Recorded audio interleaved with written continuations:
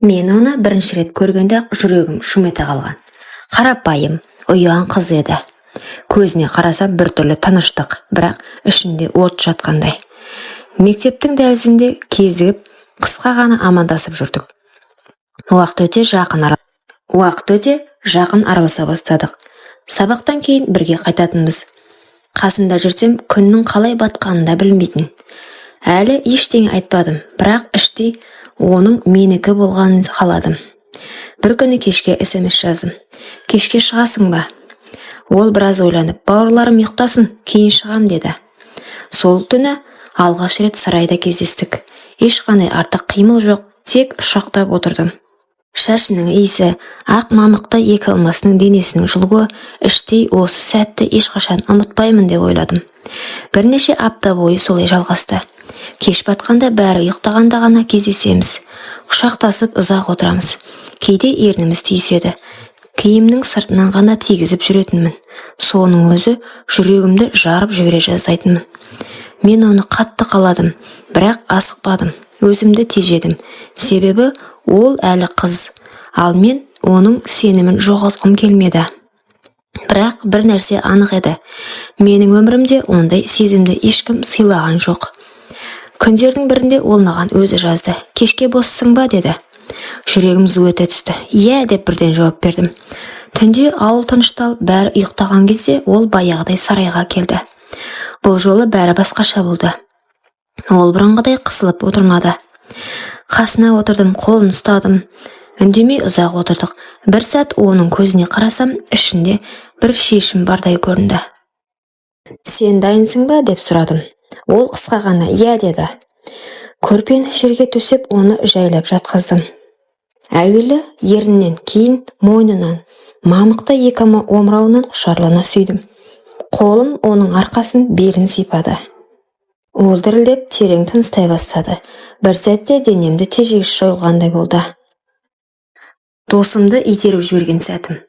Оның көзі тас төбеге қарап, ерні тістеліп ауырсынып қалды. Көзінен жас шықты. Мен тоқтадым ба деп ойладым, бірақ ол басын изеді. Жалғастыр деді.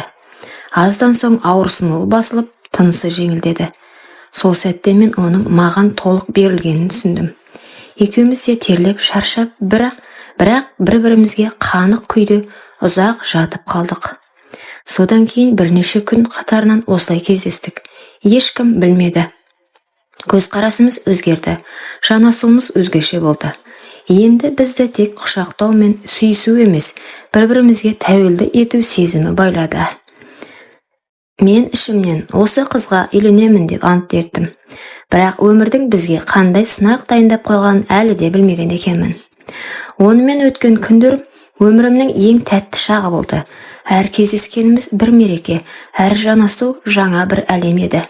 Біз сақтанып жүрдік, бірақ сезімге шектеу қою мүмкін емес еді. Бірде екеуміз ауыл сыртындағы шеткі қырда отырдық. Күн қызарып батып бара жатыр. Ол маған қарап, болашағымыз қандай болады екен, деді. Мен ойланбай, мен саған үйленемін, ешкім сені менен тартып ала алмайды дедім. Сол сөзіме өзімде сенімдедім. Бірақ тағдыр басқа сценарий дайындапты. Күзге қарай ауылға жаңа қыз келді. Бір тойда танысып қалдық. Әуелі оған аса мән бермедім. Бірақ бір-екі рет бірге отырған соң ол өзі маған тиісіп жақындай бастады. Өзімде байқамай оңбай қателестім. Сол түні бірнеше рет тағы да бір қызды бүлдірдім. Көп ұзамай сол қыздың екі қабат екенін естідім. Басымды алып қашпай мойындауға тура келді. Оның ағалары үйленесің деп келді. Сол түні мен өзімді жек көрдім. Өйткені менің уәдем, менің сенімім бәрі аяқ асты болды. Ең ауыр сәт оған айту еді. Кездескенімде көзіме тура қарамады. Рас па бұл деді. Мен үнсіз басымды изедім. Ол бір сөз айтпастан бұрылып кетті. Сол кеткеннен ұзақ уақыт көрмедім. Көңілім құлазып, өзімді бос сезіндім. Ал үйлену тойы бөтен қызбен өтті. Бірақ жүрегім басқа жерде еді. Үйленгеннен соң да түнде оның көз жасы, жанарындағы реніш мені ұйықтатпады. Мен түсіндім. Кей қателіктің жазасы өмір бойы ұмытылмайды. Менің үйленгеніме де жарты жыл болған. Бірақ ішкі түкпірінде бір бос орын тұрды. Көптеннің басы еді. Ауыл ортасындағы дүкенге кірсем, ол сол жерде тұр екен. Шашы бұрынғыдан да ұзын, бірақ біртүрлі көзі мұңлы, бірақ жылы. Мені көргенде аз ғана кідірді. Сәлем дедім. Сәлем деді ол, тағы да, бірақ даусы салқын. Біз ұзақ сөйлеспедік, бірақ оның жанарынан бәрін түсіндім. Ол мені кешірмеген, бірақ ұмытпаған да. Кешке дейін ойым бөлініп үйге келсем де, көз алдымнан оның бейнесі кетпеді. Жанымда заңды әйелім болса да, жүрегім әлдеқашан басқа біреуді таңдап қойған еді. Кейін білдім, ол колледжге түсіпті. Бір-екі рет ауылға келгенде жолымыз тыйылысты. Әр кездескен сайын арадағы үнсіздік бәрінен көп нәрсе айтатын. Бір күні ол маған өзі жазды. Ертең кешке уақыт бар ма? Соңғы рет кездесейікші деді. Сол сәттен бастап менің ішімде әлдеқандай үміт оянды. Өткен қателігімді түзете алам ба, жоқ па білмедім, бірақ бір нәрсені анық сездім. Оны қайтадан қасымда көргім келді. Келесі кеш ауылдың шетіндегі ескі қораға келдім. Ішінде ол тұр, қолында кішкентай шам, жүзі жарық, бірақ жанарында абай бар. Қалайсың дедім. Жақсы деді, біраз үндемей тұрды. Арадағы үнсіздікті мен бұздым. Қасына жақындап қолынан ұстадым. Ол қолын тартып алмады. Екі көзіміз түйісті. Сол сәтте бәрі қайта оралғандай болды.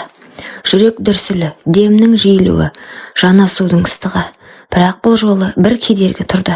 Ол бұрынғыдай толық берілген жоқ. Құшақтасып сүйістік, бірақ екеумізде іштей бір нәрсенің жетпей тұрғанын сездік. Сол түні жақындастық, дәмі таныс, бірақ өзгерген. Оның жанарында әлде бір сақтық, жүрегінде бір қақпа тұрды. Бұрынғыдай сеніммен емес, еркелікпен берілмеді.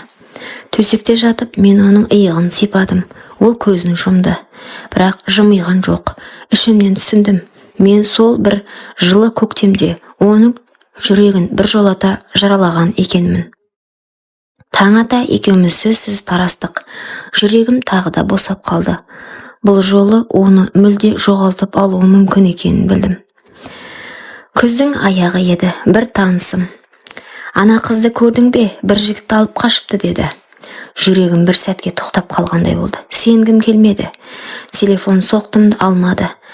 Жүгіріп ауыл шетіндегі үйге бардым. Дөр алдында кемпірлер, шулаған әйелдер, қыздың үстінде орамал. Ол мені көріп қалды. Көздері жасқа толы. Мені алып кет деді сыбырлап. Бірақ менің қолым байлаулы еді. Отбасым бар ғой. Көп адам, туыстары, салт дәстүрдің қысымы дегендей. Кетсең бақытты болмайсың қарағым, деді бір әйел төрде жатып. Мен ішімнен ол онсыз да бақытсыз деп ойладым. Бірақ ол орнынан тұрмады. Менің көзіме ұзақ қарады да басын төмен салды. Сол сәтте мен оның таңдау жасағанын түсіндім. Түнде той басталар алдында маған хат келді. Сен кешіккен сәттен бәрі бітті. Мен енді сені тек есімде сақтаймын. Сол хаттан кейін мен түсіндім. Кейбір адамдарды сүйсең де, олардың тағдыры сенен тыс жазылады екен. Неке түні, жаңа күйеуі қасында, үй іші тыныш, қонақтар тараған, қыздың жүрегі дүрсілдеп тұр. Мен саған бір нәрсе айтуым керек деді ол. Баяу жігіт таңдана қарады. Мен таза емеспін, деді, көз жасына ерік беріп. Бұрын біреуді сүйгенмін, барымды соған бергенмін. Бөлмеде үнсіздік орнады. Жігіт біраз ойланып отырды да. Сен менің әйелімсің, өткеніңе үкім шығармаймын, деді. Ол сөздер жылы естілгенімен қыз оның жанарынан бір нәрсе өзгергенін сезді. Бұл бақылау сияқты көрінгенмен іштей ол да өз қақпасын жапты. Кейінгі күндері екеуі бірге жатты, бірақ қыз бұрынғыдай сезімді сезбеді. Бұрынғы жігітімен болған сәттері құшақтың ыстығы, жүрек дүрсілі, бәрі тек естелікте қалды.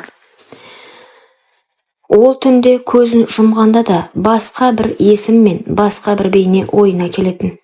Бірақ өмір алға жылжиды, ал өткен тәтті әрі ащы жара болып қала береді екен. Құрметті оқырман, өмірден алынған сабақ болар оқиғаларды тыңдағыңыз келсе, менің арнама тіркеліп, лайк, комментарий жазып қолдап кетіңіздер. Келесі кездескенше.